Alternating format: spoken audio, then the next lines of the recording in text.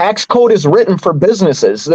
You'll hear a lot of people say, "Oh, the government wants small businesses to die and things like that." All I'm going to say to people that say that is, A, you probably haven't ran a business.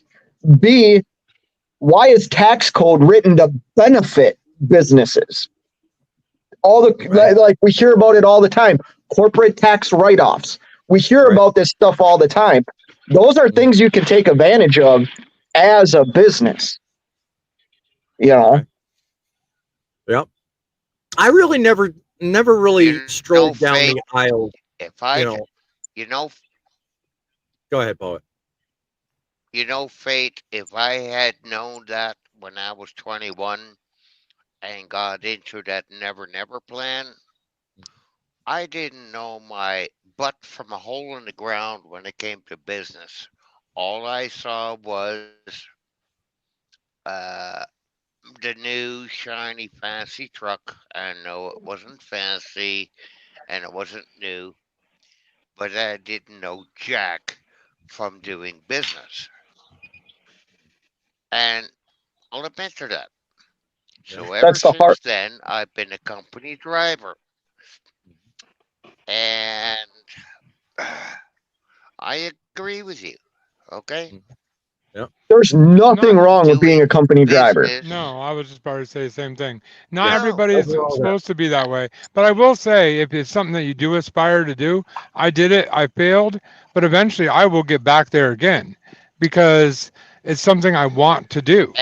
So there is no walls holding you either one or the other. You go where it best fits you. Right.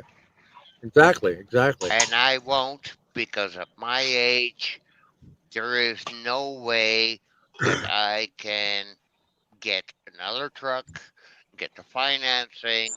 No.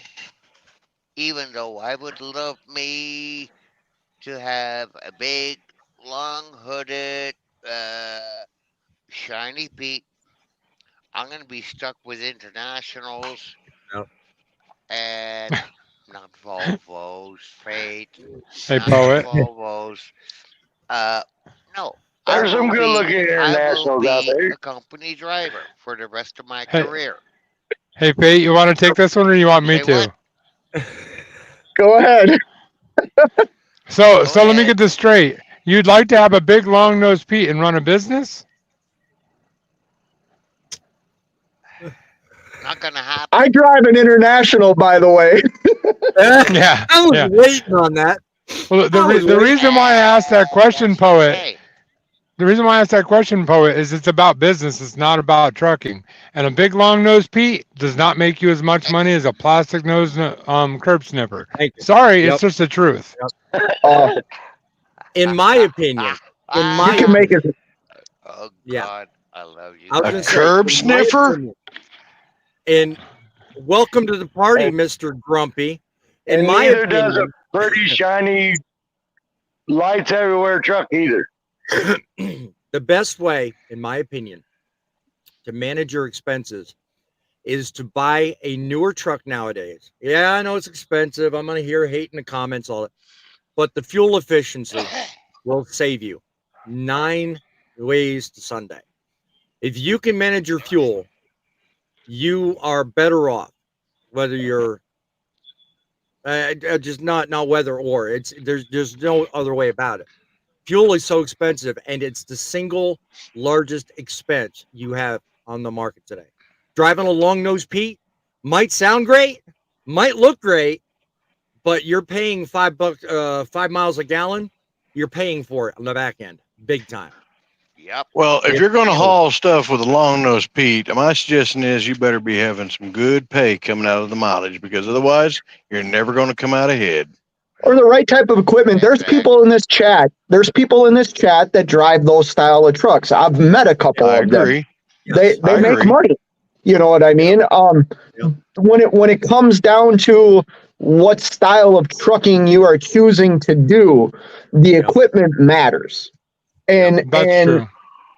You know, I've learned over time that having the idea of getting, let's take a W900, for example, the truck I want. Okay. Right. All right. For what I do, Mhm.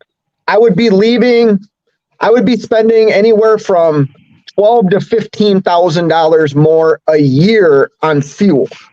As a business, fuel Really? is my number one cost. Yeah. Like Yeah, it will be. like Yep. every business Agreed. that operates, they always try and lower their top cost. That Yeah. even means employees. That's why companies lay people off, is to bring their Oh, yeah. costs down. Hmm. So Every for day. what I do, Yeah. for what I do, driving that style of truck doesn't make sense. Now, if I was hauling a tanker or something, it might make sense. Like, or oversized loads, it would make it, my truck couldn't do it. You know No. what I mean? I wouldn't have the right equipment for the Why? job to where it would probably Why? cost me more. Right. Right. Yeah. I want Yeah, to I address mean- real quick. I want to address real quick the comment you see on the screen. 7C says, if maintenance kills you, you ain't ready. Now, I'm not going to take offense to that, but I get a feeling he's putting that up because of the statement I made about my situation with maintenance. And 7Cs, feel free to comment and down below if I'm wrong. Please tell me. Well, let me, just so that the audience knows, let me kind of clarify what happened to me. I owned my truck, which was a 2013 Peterbilt 589 or 579 rather, and it was purchased as a used truck, and I ran it for 7 years. Had no problems, really little problems, I should say, and managed my maintenance account, which I handle on my own. I didn't rely on Landstar for it. I managed that on my own, and had, for the most part, maintenance under control until it wasn't. For the longest time, I had damn near $8,000 to $10,000 stuffed aside just for the emergency if it arrived, and Okay. that's fine. Most times, people will tell you it's fine. I've talked to other people that said, you know, that's actually more than what most people do have. So I had enough money, and everything was going great, and I kept constantly sticking money aside. Problem is I had a cascade of failures, one after the other, that it doesn't matter what happens. You can plan for that rainy day, and you can plan for all the contingencies you want. Okay. It just wasn't enough. And I finally made a decision that enough's enough. I've spent all the money I had set aside. I can't afford it no more. Boom. I wound up in this truck that I'm in now. So yeah, I agree with what you're saying. 7Cs of maintenance kills you, ain't ready, but only to the point where if you come into it and you don't plan on the maintenance, then you're not ready. Me, I planned on it, but it became unmanageable because of the car, because of the circumstances. The truck itself just got away with me. And the Just fact real- If the money, was all, if the and the fact money too is ain't it was there, it was the an money aging ain't truck. there. I don't think 10 grand's enough. That's my only comment to you. I don't think 10 grand's enough. Well, Honestly. From my own experience, yeah. I did it wrong when I was the first time I was owner op, and I will do it right if I ever get that opportunity again. But Yeah. from my experiences, I would say closer to 15 to 20. Because think about it. Mhm. Let's say you drop your turbo and your injectors all at the same time. That's 16 grand right there. Yep, exactly. Yep. Yeah. I mean, Well, Or EGR coolers, But those it- are almost 10 grand too. So same Yeah. thing. But if just real if quick the here. money, Go ahead, Grumpy. if Go the ahead, Grumpy. money ain't, if the money ain't there, then the money's not there. So what do? You Yeah, call well, it true. quits. Well, go ahead, Grumpy. I'd like to point out the reason Grumpy decided to join is because I had some fans that were hollering for me. If you don't mind showing that real quick, Go ahead. and that's why I wanted to jump in here and Sure. enjoy the ride. Grumpy has fans? I reckon so. We paid him $1 to say it, Grumpy. We paid him $1. Oh, really? I paid him 50 cents. Wow, they made $1.50 out of that. Is that Oh, one of your boy. fans right there? Is that one of your fans right there? No, I believe his name is 7Cs or something like that. Yeah.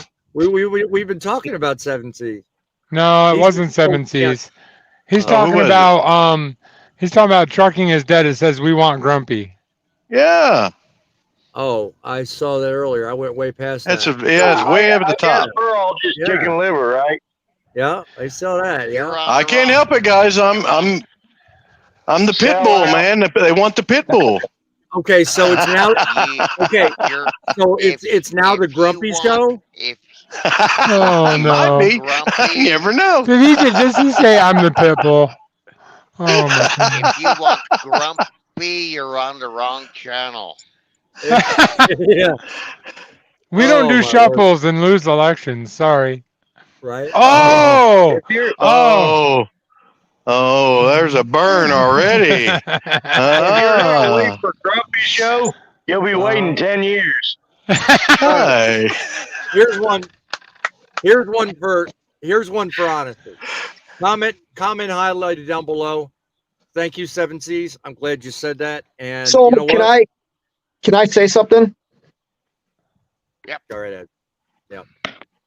I agree with him, and I don't mean to be mean to people. I don't mean to like No. put people down. I understand people invest a lot of money into getting a truck and trying something and it not working. I do have empathy when it comes to that. I'm not a sociopath like Driving with John thinks, but I also think that is due.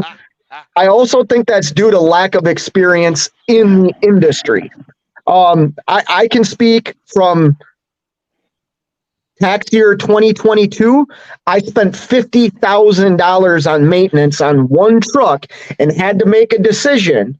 Do I take the rest of my maintenance fund that I have set aside and invest it in a better piece of equipment? Or do I keep throwing money at a truck that's paid off? You know, those are the numbers we're talking about here. Like, Oh yeah. we're not talking about 10 grand. I mean, 10 grand's nothing. Like, and I'm not pretending to be something that I'm Look, not. On the principles of where I set my show up, okay, I'm gonna say it this way. Everybody in this, including the audience and you as well on the panel, I have the utmost respect for your opinions, and I got but one thing to say. Every time I come on this show, I will do everything I can to be honest and straightforward. And including this conversation, that's why I'm talking about the numbers. That's why I'm talking about the issue. And that's why I brought the whole thing up. Suffice it to say, I've had private conversations with both you and John. And I can tell you now here publicly the same thing I've told you privately. And that's that I do know that I made mistakes. Yeah, we And I all. regret I made those mistakes. And you know what? I'm glad I made those mistakes. I am learning from them, benefiting from your advice, benefiting from the friendship that I have with everybody on this panel, and from even the honest criticism coming from those in the audience. I have no problem. It's the whole reason I run this show. God bless it. It's filling its purpose. But that being said, anytime you guys have a honest criticism, do not hesitate. I will take it like a man. Trust me. I would rather people watching this show learn from what's being discussed than just be another show. So, Well, I'd like to say if they're going to learn one thing about this last segment, it's something that I said and something that you said. You know what? If you fail, it doesn't mean your journey's over. If it's something you really want to do and you're truly dedicated to it, learn from your mistakes. amen. Get up and work your way back where you need to be. That's what I'm in the process of doing right now. And I don't know how long it'll take, but when I get there, I'm going to do it right this time because I've learned valuable lessons. And there's still a lot more I have to learn. Like, I'm not pretending to know it all.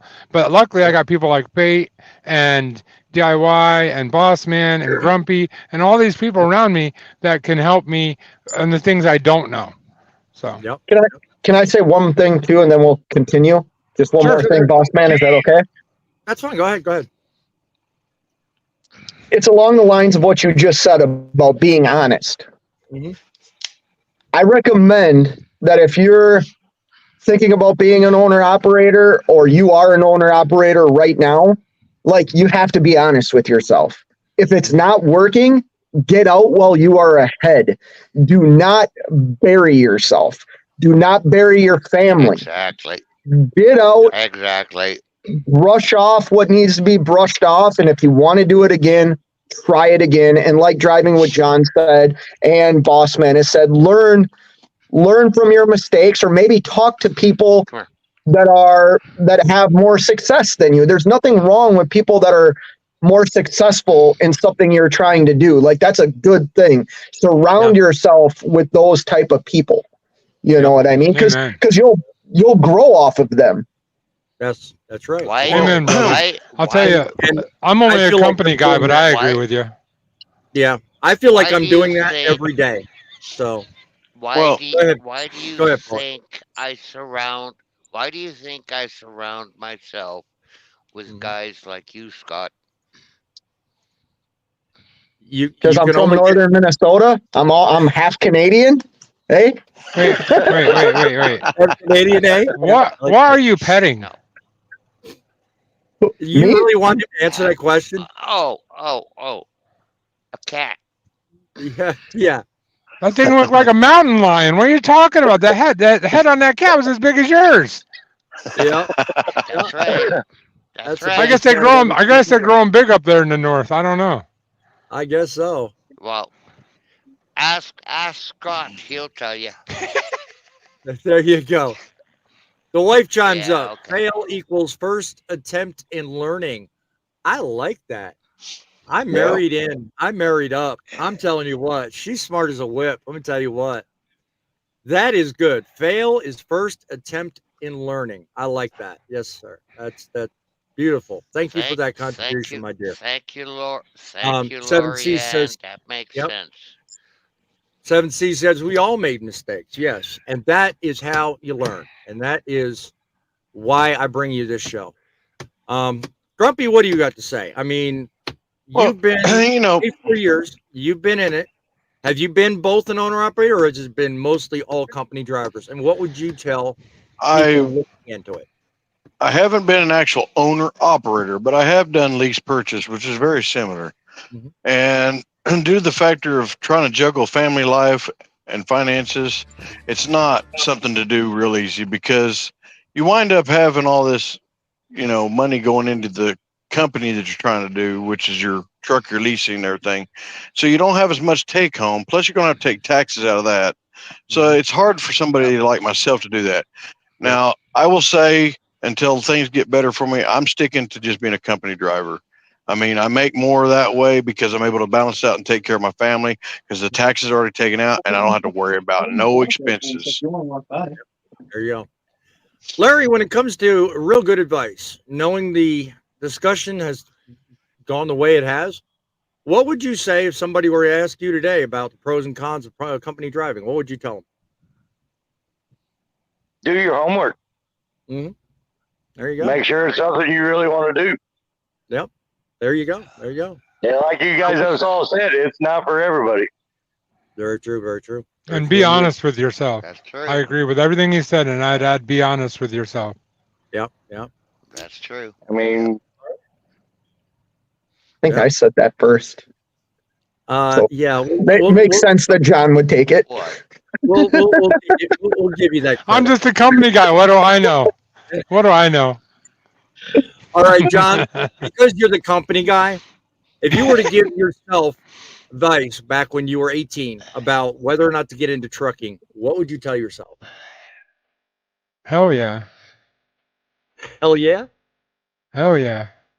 I don't regret it. I started late in life.